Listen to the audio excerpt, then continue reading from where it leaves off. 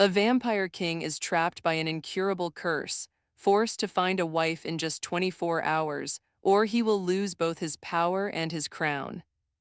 His answer comes from a stubborn human girl who says, "Marriage is fine, but the rules in my house come first." When darkness, blood, and magic collide with her small home, they both must decide, is this only a deal or love written by fate? Night has a way of making people honest. Maybe it's the silence or the way the world slows down just enough for your heart to admit what it's really afraid of. On this particular night, while the city slept, one man stood alone in a castle of shadows, knowing he had less than 24 hours to find a wife or lose everything he had lived for across centuries. He was called a monster, a legend, a warning parents whispered to frighten children back into bed. But if anyone had looked closely into the vampire king's eyes that night, they would not have seen a beast. They would have seen a man who was tired of being alone. His name was Lucian. The moon hung low over the cliffside castle, washing the old stone walls in silver. Inside, 1,000 candles burned, their flames trembling against walls lined with ancient portraits and dusty books. Lucian stood at the highest window, his pale hands resting on the cold stone ledge, watching the sleeping town in the valley below. The glow of street lamps painted soft golden halos. Cars moved like quiet fireflies, and somewhere down there, people laughed, argued, loved, and lived brief, fragile lives he could only observe from a distance. His reflection in the glass was little more than a faint outline, tall, lean, dressed in a dark, embroidered coat that once would have named him royalty even in human courts. His hair was silver white, his skin almost luminescent against the night, and his eyes, a deep, impossible red, held a loneliness so old it no longer surprised him. But tonight, for the first time in a very long time, that loneliness was mixed with something else. Vera. Behind him, the echo of footsteps disturbed the silence. A soft, careful sound, like someone who respected the quiet rather than someone trying to own it. "My king," a voice said gently, "the council is waiting." Lucian did not turn immediately. Instead, he closed his eyes for a brief second, listening. He could hear everything, the distant crash of waves far below the cliff, the heartbeat of the man standing at the door, the whisper of life in the valley. Humans' hearts beat so fast, short lives burning bright. He envied them more than he would ever admit. "Elias," Lucian murmured, finally turning to face him. "Did they send you to drag me down like a criminal, or do I still have the right to walk into my own council chamber?" Elias, his most loyal advisor and one of the few vampires Lucian considered a friend, gave a tired, sympathetic smile. He was younger in years, though still centuries old, with dark hair tied at the nape of his neck and kind eyes that had not yet hardened completely. "They're afraid," Elias said softly, "and fearful people do foolish things, you know this." Lucian's gaze flickered, a hint of dry amusement breaking through. "They're always afraid, it's our oldest tradition." "This fear is different," Elias replied. "The decree is final." That word settled heavily in the air. Final. Lucian let it sit there for a heartbeat, then another, before he inhaled slowly and walked past Elias, the hem of his coat whispering over the stone floor. The council chamber was vast, carved into the mountain itself, lit by crystal chandeliers that made the room glow with a cold, crystalline light. 12 marble chairs formed a half circle around a raised dais. Seated in them were the elders of his kind, faces made beautiful and terrible by immortality. Their eyes followed Lucian with a mixture of resentment and desperate dependence. They needed him. They hated needing him. On the far wall, a vast stained glass window showed an image from long ago. A vampire king crowned under a blood-red moon, while humans knelt in chains. Lucian's jaw tightened every time he saw it. He hadn't ruled that age, but his bloodline had, and the guilt of history sat on his shoulders like another crown he had never taken off. He stepped up to the dais and stood without taking his throne. "You dragged me out of my solitude at this hour," he said calmly. "Say what you have to say."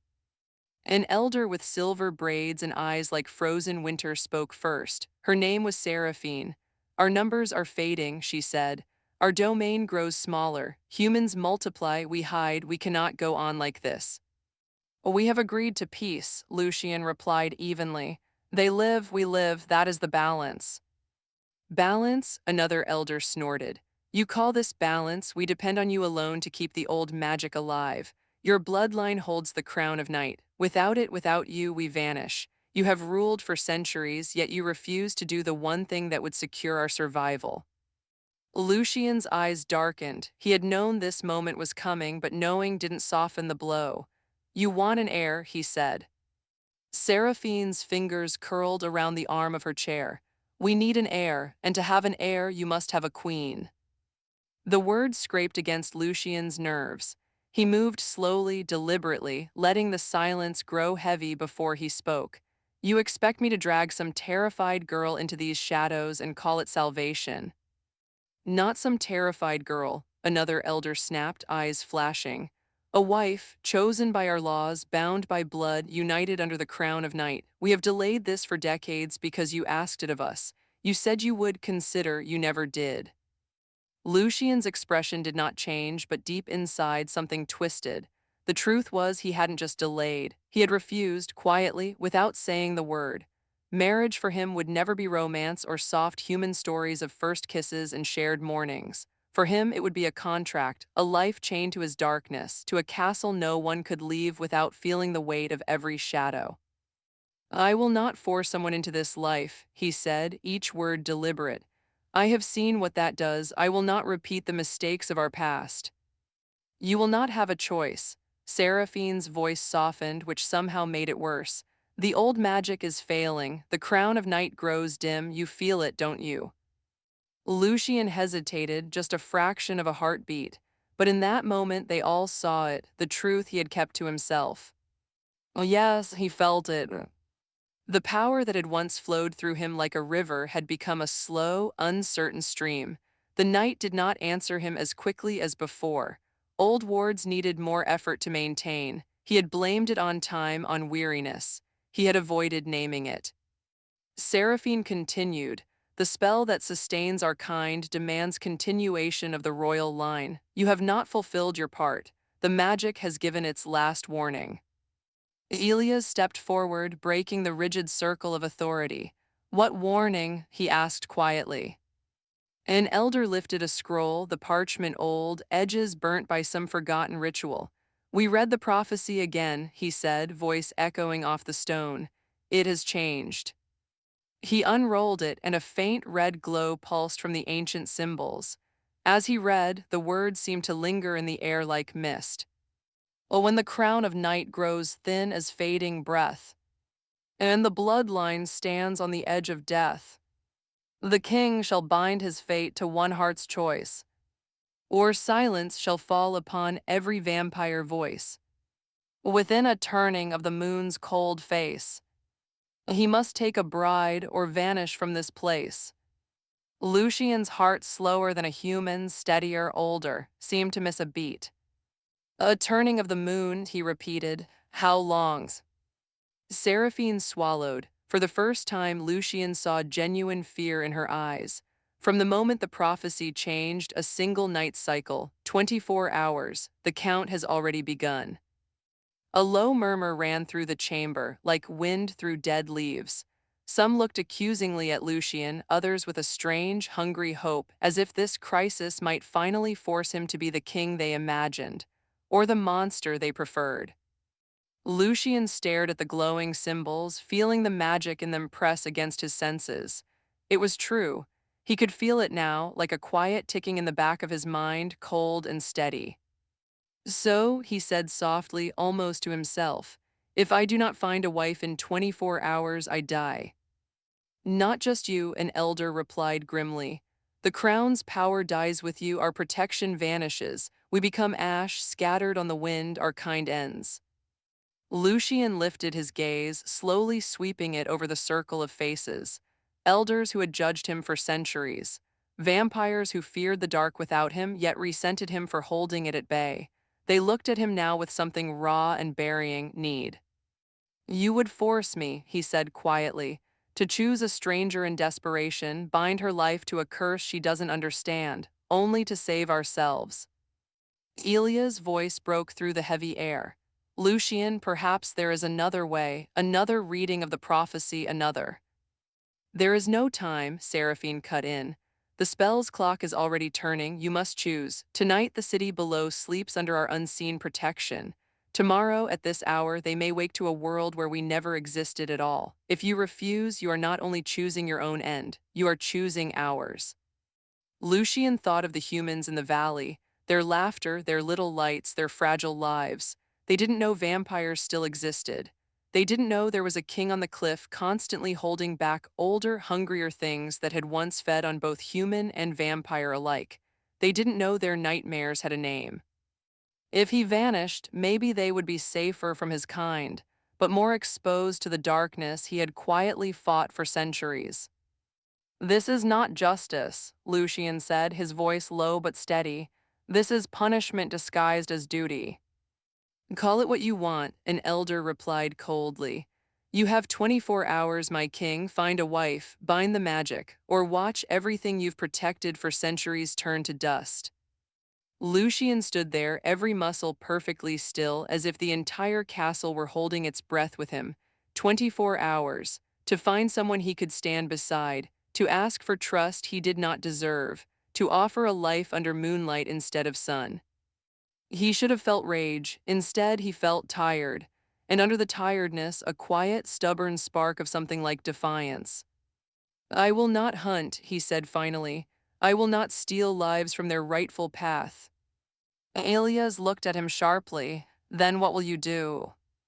Lucian turned toward the vast stained glass window, where the red moon in the artwork seemed to stare down in accusation. The real moon outside was full and pale, watching over the town like a silent guardian. If fate demands I take a wife, he murmured, more to himself than to them, then I will ask, not command, not trick, ask, and if no one chooses this road with me, then let the magic do what it will. Elias took a step closer. Lucian, where will you even start? It's the middle of the night. You haven't walked among them in decades. Lucian's lips curved into the smallest, saddest hint of a smile. I've watched them long enough. It's time I step out of the shadows at least once more. He turned and walked out of the chamber before anyone could answer, his coat trailing behind him like a piece of old night. The heavy doors groaned shut with a final echo that rang through the stone hallways long after he disappeared. By the time he reached the highest balcony, the wind had picked up, carrying the scent of the sea and damp earth. The town lights flickered in the distance, full of lives that would never imagine a king was looking down at them with something like quiet admiration. Lucian placed a hand over his chest, feeling the faint, strange ticking of the failing magic, like a clock winding down, 24 hours. He had made himself a promise. He would not condemn an innocent soul into a gilded cage of shadows unless she stepped through that door by her own will. He whispered into the wind and the dark and the silent moon, if there is even one heart in that valley meant to walk beside mine, let her hear me. Let her choose, not for fear, not for power, but because some part of her can see the monster, his voice softened, and still believe there might be something more. Far below, in the quiet streets of the sleeping town, a single window light flickered on in a small, cluttered apartment. A young woman sat up suddenly in bed, heart pounding for no reason she could understand, as if someone had just spoken her name from very far away. She rubbed her eyes, frowning, a strange chill running down her arms. And as Lucian stepped back from the balcony, unaware that his silent plea had already brushed against one human soul, the old magic stirred, just enough to twist the ticking clock. The time did not stop, but very quietly, as if holding its breath, it listened. Part 1 ends here with a king standing on the edge of extinction, a single light waking in the town below, and a choice neither of them yet understands waiting to pull their lives violently together before the night runs out. Night doesn't always break your life with loud disasters. Sometimes it begins with something as small as a sound that shouldn't be there, in a room that should have been quiet, in a life that thought it already knew what fear felt like. That night, in a tiny apartment above a nearly empty street, a young woman named Elena sat very still, holding her breath, because she knew every sound this place made, and this one was wrong. The clock on the wall ticked softly, the refrigerator hummed, cars passed outside every few minutes. These were familiar, but this sound was different, a whisper, A deep, low vibration at the edge of hearing, like distant thunder rolling under the floorboards. It didn't come from the hallway or the street or the apartment next door. It came from inside her chest. Elena pressed a hand against her heart, frowning. It felt like her pulse had someone else's rhythm, as if another heartbeat had slipped inside her own. For a second, she thought she might be getting sick. But the next moment, the sensation smoothed out, leaving a strange echo behind, like a question she couldn't answer. She swung her legs out of bed, feet touching the cold wooden floor.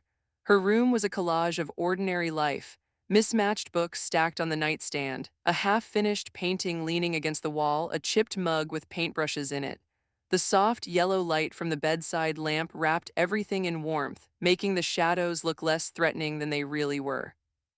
On the far wall, next to a framed picture of her parents, a photo was pinned with tape, a blurry shot of the cliffside castle. Most people in town treated it as a beautiful relic, a tourist attraction during summer. Some teenagers dared each other to get as close as possible and post photos at sunrise, but Elena knew it differently. It had been the last place her parents were seen alive. Years ago, when she was just a child, they had gone out on a stormy night and never come back. Their car was eventually found near the cliffs, the road slick from rain, tire marks vanishing dangerously close to the edge. The official story was an accident. The unofficial whispers were darker. Some said the castle was cursed. Others said old things lived up there, best left alone. Elena had grown up listening to quiet conversations stop when she entered the room, to sympathy that never gave her answers. So she did what children do when the truth is locked away from them. She built her own. In her version, the castle was not just a ruin. It was alive, watching, hiding a secret that had swallowed her parents whole. As she crossed the room to the window, the boards creaked under her light steps. She pushed aside the curtain and looked out. The town lay stretched beneath the night sky, its worn rooftops and narrow streets glowing under scattered streetlights. And there, across the dark valley, the castle rose on its cliff like a shadow carved out of the sky, its many towers catching the moonlight. She didn't know why, but she whispered, "What do you want from me?" Her own voice startled her. She wasn't given to talking to empty windows. Yet tonight it didn't feel empty. It felt attentive. The air itself seemed to pause for a second, listening. Elena shook her head, trying to brush away the feeling. Maybe she'd been working too late again. Between her part-time job at the cafe, her night classes, and her endless habit of painting into the early hours, sleep had become something optional, a luxury. Her mind could be playing tricks on her. Still, she couldn't ignore the way her skin prickled, as if someone's gaze was sliding over her from very far away. Across the valley, in his castle of stone and silence, Lucian stood at the same time near his balcony, eyes turned toward the town. He didn't know her name, he didn't know which window belonged to her, but he felt something too, a faint tug, like a thread tying his ancient heart to a heartbeat newer and warmer than anything in his world. It unsettled him. "Strange," he murmured, fingers brushing the cold stone railing. "The magic listens when it wishes, never when I ask." Behind him, Elias approached carefully. "The elders are not pleased," he said. "They expected more urgency." Lucian's eyes did not leave the valley. Their urgency is panic dressed as wisdom. "You do understand the scale of this, Lucian." Elias stopped at his side, eyes following his gaze. "We are not talking about losing a throne, we are talking about losing our existence, all of us." "I understand it better than they think," Lucian replied quietly. "I also understand something they do not care to see. Saving our kind by destroying someone else's freedom is not salvation. It is just cruelty with better lighting." Elias exhaled slowly. "So what will you do? Stand here and make poetic speeches to the moon while the clock runs out?" Lucian almost smiled. "No, I intend to walk into the town." Elias blinked. "Now, you haven't done that in years. The last time you tried, half the council nearly tore each other apart arguing whether it was safe." "Safe for whom?" Lucian asked softly. "For them or for me?" He turned at last to face Elias fully. "I will go down there, I will walk their streets. I will look at them with my own eyes, not from a tower. If I must ask someone to share my curse, I should at least be willing to stand where she stands. You won't find a willing bride in the middle of the night, Elias said, though his voice held more worry than sarcasm. And even if you did, telling someone, by the way, I'm a vampire king, would you like to marry me and move into my haunted castle in the next 24 hours? Sounds like a very fast way to get arrested. Or laughed at. Lucian's gaze softened, humor flickering in the depths of his red eyes. I will not begin with that. You'll what? Just talk to someone? Elias shook his head. You are terrifying, Lucian, even when you are trying to be gentle. You forget that sometimes. Lucian hesitated, then asked quietly, do you think there is anything in me left that someone could trust if they looked closely enough? The question was so vulnerable that for a moment, Elias did not know how to answer. This was the side of Lucian no one in the council ever saw, the man beneath the legends, exhausted and uncertain, still searching for a scrap of goodness in himself. Yes, Elias said at last, voice steady. I have trusted you for a century, that has to mean something, but trust is not something you ask in one night, it is something you earn in 1,000 small moments. His eyes darkened. We don't have 1,000 small moments, we barely have one. Lucian nodded, accepting the truth even as it hurt. Then I will create what moments I can, he said, even if they are few, even if they are nearly nothing. Elias watched him in silence for a long heartbeat. You won't go alone, he said finally. If the magic is truly unstable, we don't know what other things might wake when you leave the castle. Old enemies, old shadows. Lucian shook his head. You will stay, they need you here if the council fractures in my absence. Tell them this, I have not abandoned my duty. I am simply choosing not to turn it into a hunting game. Elias hesitated, he did not like it, but he knew Lucian's decisions, once made, rarely shifted. At least disguise yourself, Elias said. Hide your nature, humans are not ready to see what you are. Lucian's expression turned distant. They see monsters every day, he murmured. In the news, in each other, I don't know if I am the worst thing they could meet. Still, when he left the castle through a garden gate long overgrown with vines, he pulled the hood of a dark, plain coat over his head, shadows swallowing most of his unnatural features. He moved quickly but not chaotically, his steps so light that the leaves hardly rustled under his boots as he descended the hidden path into the valley. The closer he got to the town, the louder the world became. Crickets sang their restless song, dogs barked in distant yards. Somewhere music played faintly, a slow song leaking out of a bar that had not yet closed. The air smelled of asphalt, fried food, damp stone, and faint traces of perfume. For humans, it was just another late night. For Lucian, it was like stepping into another planet. He walked down a narrow street lined with small shops. Most of them were closed, their metal shutters pulled down, but a warm light glowed from a 24-hour cafe near the corner. Through the wide front windows, he saw a handful of people, two students hunched over their laptops, a taxi driver sipping coffee, an elderly woman slowly stirring sugar into her tea as if she had all the time in the world. Lucian hesitated at the door. It was such a simple thing, enter, sit down, exist near them. Yet his heart felt heavy, tangled in memories. The last time he had stood so close to humans, they had looked at him with terror, torches shaking in their hands, voices full of old fear. He drew a quiet breath and pushed the door open. A bell chimed softly above him. Warmth hit his skin first, gentle and surprising. The smell of coffee wrapped around him like a living thing.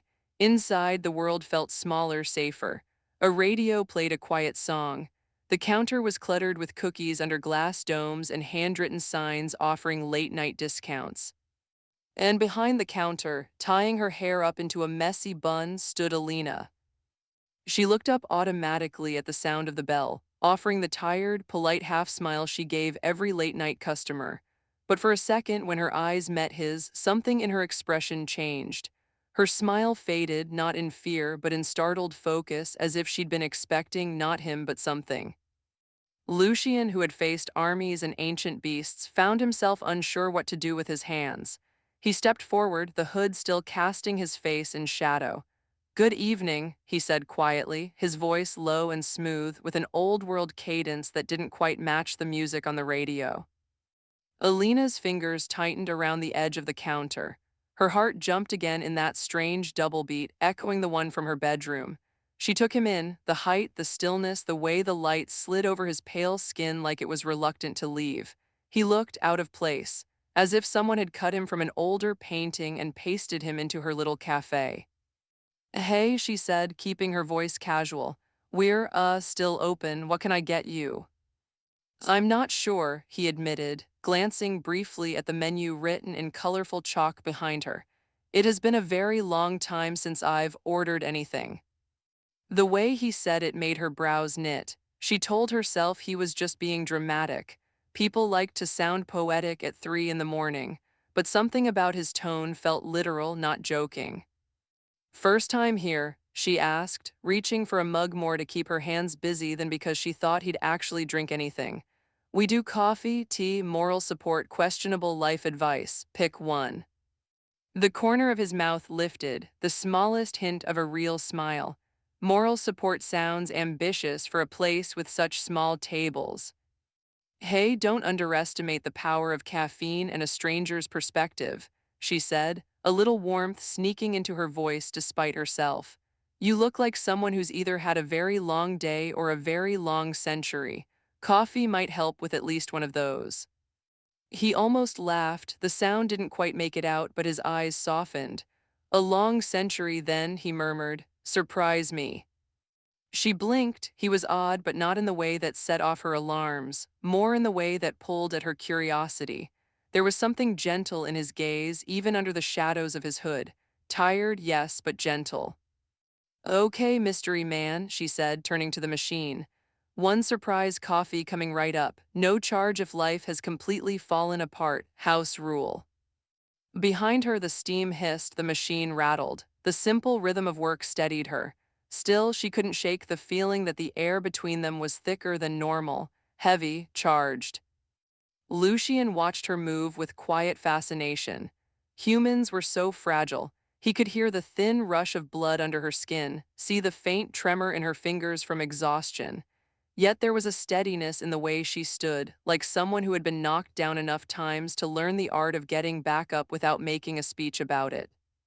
"Oh, you work this late often?" he asked. Too often, Elena replied, pouring the coffee into a mug chipped at the rim. Rent doesn't pay itself, dreams don't fund themselves, and sleep is overrated, or so I keep telling my body. It disagrees. What is your dream? Lucian's question came out before he could stop it. She paused, mug halfway to the counter. Most people asked what she did, not what she wanted. You ask big questions for a guy who just walked in, she said slowly. I don't have time for small ones, he answered without thinking, the truth of it surprising even himself. Something in his voice, something tired and honest, made her decide in that moment not to deflect. She set the mug in front of him, then leaned her elbows lightly on the counter, considering her words. I want answers, she said at last, about something that happened a long time ago, and I want to paint, really paint, not just for myself, but in a way that says, I was here, I felt something, it mattered. She lifted one shoulder in a half shrug. Big dreams for someone who can barely afford new brushes, I know. He looked genuinely moved. That does not sound small at all. And you? She asked, surprising herself with the boldness of the question. What do you want? You walked in here like you're carrying the entire night on your shoulders. Oh, he hesitated. What did he want? A life no longer chained to a prophecy. A world where his existence did not balance on the edge of someone else's choice. A chance to be something more than a shadow story. Well, he could not tell her that. So he chose a piece of the truth instead. I want to protect something worth protecting, he said softly, and I want to know that my existence hasn't only brought fear with it. Elena studied him. There were too many layers in that answer for it to be casual. Her instincts told her he was running from something or racing against something she couldn't see. She saw it in his eyes, the same lost, hungry look she'd seen in her own reflection the day after her parents' car was found. Sounds heavy, she said quietly. You don't look like someone who gets a lot of help carrying things." "I don't," he admitted. "Maybe you should," she replied, surprising herself again.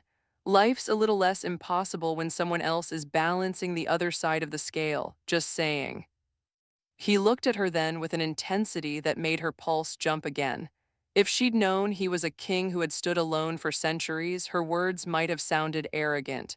But in that moment, they sounded like exactly what they were: simple human kindness. Outside, a gust of wind rattled the cafe windows. The lights flickered just for a second. Elena glanced up at them, frowning. The weather forecast hadn't said anything about a storm. Lucian felt it at the same instant. A sudden, sharp shift in the air, as if someone had touched the weakened magic that wrapped the town like a thin cloak. It quivered, then snapped back into place, but not before letting something small and cold slip through. His spine went rigid. Far away, all the way back at the castle, the crown of night resting in a hidden chamber pulsed once with a faint, dying glow. One of the old wards flickered. A crack, nearly invisible, spread across a stone engraved with ancient runes. In the cafe, the elderly woman at the corner table suddenly shivered, clutching her chest. Her teacup rattled against the saucer. Elena noticed immediately. She rushed around the counter, her instincts taking over. "Ma'am, are you okay?" The woman blinked, looking dazed. I felt," she shook her head, trying to clear it. "Just a chill, dear, just a chill." Lucian stood very still, watching. He could feel it like a bruise against his senses, the crown's protection wavering, the prophecy's countdown tightening. He had less time than he thought. Elena gently steadied the old woman's hands, her touch careful, her voice soft. "Let me get you some hot water, okay? Stay with me, breathe slowly." Lucian saw it then, not just her exhaustion, not just her unresolved grief, but the simple, instinctive kindness in the way she moved toward someone else's pain without hesitation. In that moment, something inside him shifted. He felt a quiet, terrified thought forming in his mind, one he did not dare name fully. Could it be her? He pushed it away almost angrily. Reckless, dangerous, unfair. How could he place the weight of his dying kingdom on someone whose biggest sin was working too late and caring too much? Yet, as Elena helped the elderly woman, as she offered a worn but genuine smile, as she brushed off thanks with a casual "it's nothing," Lucian knew it wasn't nothing. To a world that had taken more than it gave her, she still chose to give. Well, he recognized that choice. He had been making it in a different way for centuries. When she came back to the counter, she found him watching her, his coffee untouched. "Oh, you didn't drink," she said softly. "I am not very good with human drinks," he replied before he could stop himself. Elena raised an eyebrow. Human drinks, as opposed to what exactly? There it was, the moment, small, simple words, but they pulled at something huge behind them. Lucian felt the ticking inside him grow louder, time slipping, magic fraying. He had come down here intending to observe, to walk among them quietly. Instead, the universe had sat him in front of a woman whose kindness cut through his defenses like a blade made of light. He realized then that if he walked away tonight, if he let the hours pour out without taking this terrifying risk, he would not just be losing his throne. He would be running from the only person he'd met in a century who made him wonder if he could be more than what the legends said. He lifted his gaze to meet hers fully, letting the hood fall back at last. For the first time, Elena saw his face clearly, the unnatural perfection of his features, the pallor that was not illness but absence of life in the way humans knew it, and his eyes deep, crimson, ancient, and aching with old pain. Her breath caught.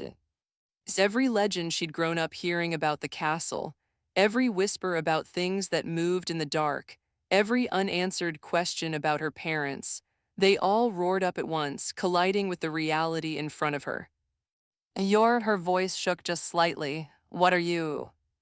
Lucian knew this was the edge. One step, and there would be no way back to anonymity, to distance, to safety. He spoke slowly, every word carrying the weight of truth he could not soften anymore. "I am the one they warned you about," he said quietly. "The one in the castle on the cliff, the one your stories call monster, king, or curse, depending on who is telling them." He lowered his head just enough to make the confession feel like an apology. "I am the Vampire King," Lucian said, the words tasting like both surrender and defiance. "And I have less than 24 hours to find a wife or watch my entire world and yours fall apart." Elena's fingers tightened around the counter until her knuckles whitened, her heart pounding so hard it almost hurt. Her life had just split cleanly into two pieces, before this moment and after.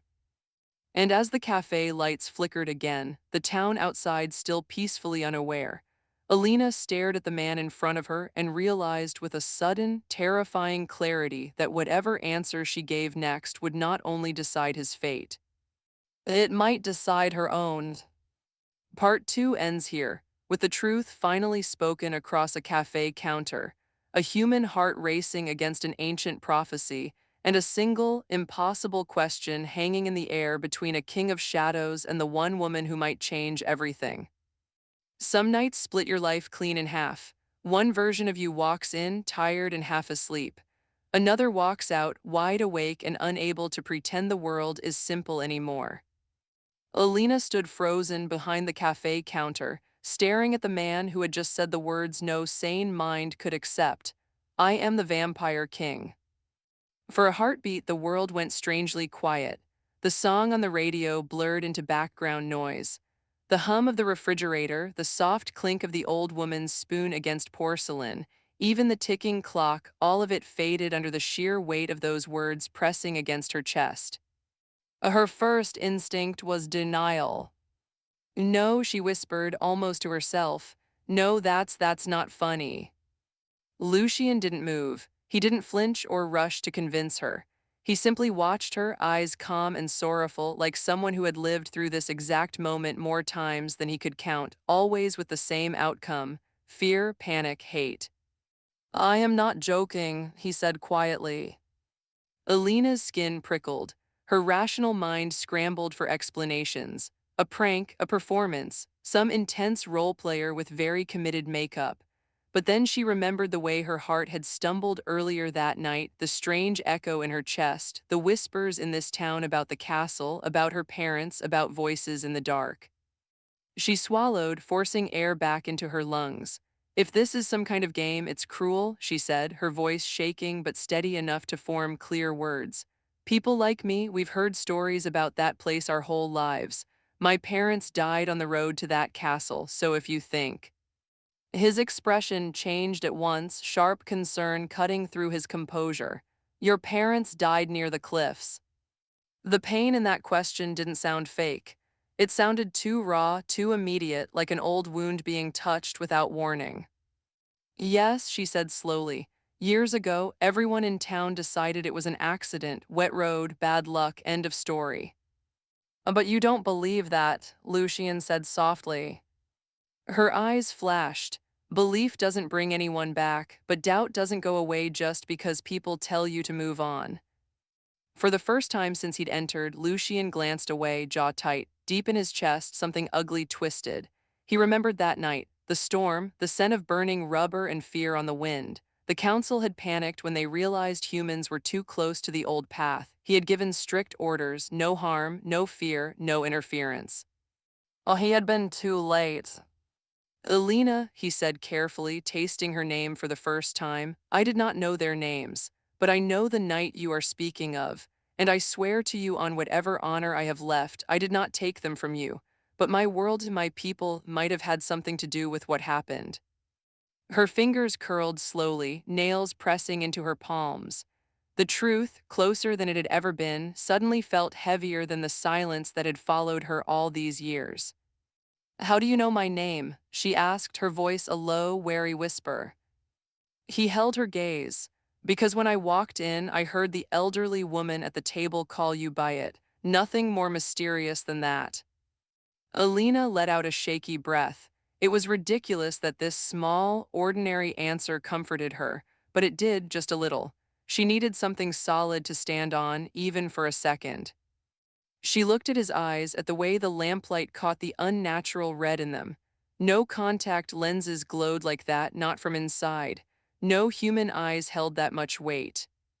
Okay, she said quietly, surprising herself. Let's say I believe you're not normal. That still doesn't explain why you're here. Why come into my cafe of all places and drop this on me at 3 in the morning? Do you do this every Tuesday? A faint line of humor creased the corner of his mouth, sadness woven into it. No, I have never done this, not like this. Done what? She pressed. He drew in a slow breath, like a man about to step off a cliff. Ask for help. Elena blinked, that of all things she hadn't expected. You said you had less than 24 hours to find a wife. Her voice wavered slightly over the last word. You can't mean that literally. That's insane. It is worse than insane, he replied quietly. It is binding. Old magic, old laws. If I do not stand before the crown of night with someone willing to bind their life to mine before this night ends, my power fails. My people vanish. And the protections woven around this valley, around your town, fall with us. She stared at him. So you, what, want me to just marry you, right here between the coffee machine and the cookie display? The question came out more sharp than serious, but it hung in the air anyway, dangerous and real. Lucian shook his head at once. No, not like that. I have no right to ask you for anything. I came down to walk among your kind one last time as myself, to face the world I have watched from a distance for too long. But when I saw you... Well, he stopped. Elena's pulse jumped. When you saw me, what? When I saw you step toward someone else's pain without hesitation, he said slowly, each word chosen like something fragile, I realized I was standing in front of someone who makes the same choice I have tried to make all my life. To protect, even when no one is watching, even when it costs you. The memory of her helping the elderly woman flashed in her mind. It had felt like nothing. Like breathing, you see someone shiver, you help them. That was just what you do. You can't decide something that big from watching me for 5 minutes, she said, though her voice was softer now. I have watched more than 5 minutes, he admitted. Not just you, your town, your people, for years, from the castle, from the shadows. I know the way your heart beats faster when storms roll in. I have felt your anger at the unanswered questions about your parents. I have seen the way you stand on the bridge sometimes, hands on the rail, looking up at the castle like it owes you something. Her mouth went dry. You have seen me. Yes, he said gently, not as a hunter, as a guardian from far away who did not know how to come closer without causing harm. A complicated mix of emotions crashed over Elena, embarrassment at being observed, anger that her private grief had been witnessed, and beneath it all, a quiet, dangerous sense of recognition. She had always felt watched up there. She had just assumed it was her imagination. He continued, voice low. I came down to walk through the town as one of you, to listen to the way you live and love and hurt. I did not expect to find someone whose pain connects so directly to the castle I rule. That is a cruel coincidence. Or not a coincidence at all, she muttered. He didn't argue. From the corner table, the elderly woman slowly stood up, dropping a few coins on the saucer. Thank you, dear, she said to Elena. You were very kind. Not many young people notice us anymore. Elena mustered a small smile. Get home safe, okay? I always do, the woman replied. But as she passed Lucian, she paused just for a fraction of a second. Her cloudy eyes lifted, meeting his. For that heartbeat, something old and sharp flickered in her gaze as if she recognized him from a very long time ago. Lucian inclined his head politely. Good night, he murmured. The woman held his gaze a moment too long, then nodded once, slowly, and shuffled out into the night, the bell chiming faintly as the door closed behind her. Elena exhaled. You're telling me if you don't find a wife before sunrise, you die, and everyone like you dies. And then what? Some invisible shield disappears and we all get eaten by shadows. His eyes softened at her bluntness. Not immediately, but there are older things than me in this world. darknesses that would be free to move without the crown's pressure on them. You might never know my people existed. You might just feel the world grow colder, meaner, a little less protected, night by night.